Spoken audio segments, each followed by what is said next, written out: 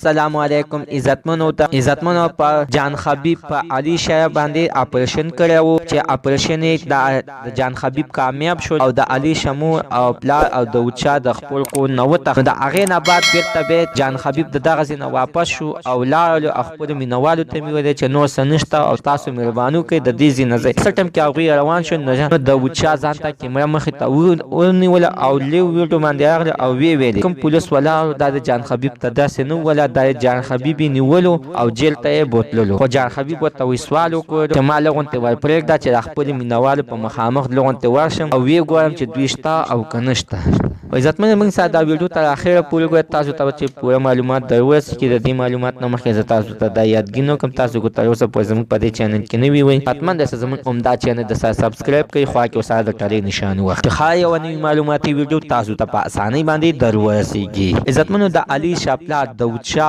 وایي دي چې جان خبیب موږ په پولیسو باندې گرفتار کو سمدستي ورپسې کسان راغلل او ضمانت یې ولوکو او خلا عزتمن زدا خبر اس کلم نه منم زکه ما د جان خبیب غاغه ویډیو وکتل او چې ما وکتل نو جان خبیب ډېر په نرتوب باندې ورغلو دا غوي کور مخ ته دوی یو په کور کې نو او چا وته ورم نه کولاو جان خبیب خپل اپریشن کو د دینه پته لګی علیشا او داوودشا او سننشا د علیشا مو او پلار او علیشا د خپل کور نه تختیدلی او چاته بل زیات تلی نو تاسو د دې په خار باندې نه څه د چې جان خبیب په د اپریشن کې دای ښه کار نه زما خپل د نظر د چډیر ښه کار کو ځکه چې دوی یو په خاصي کارونه کوي او په خاصي خو من ناس خپل کمنټ کې شریک کړئ او زموږ نن معلومات د دې پورې د نوي معلومات د پاره د زموږ عمده چینل د سبسکرایب کړئ خو هغه وساده ټاله نشانی وخی خا یو نوي معلوماتي ویډیو تاسو ته په اسانۍ باندې درورسیږي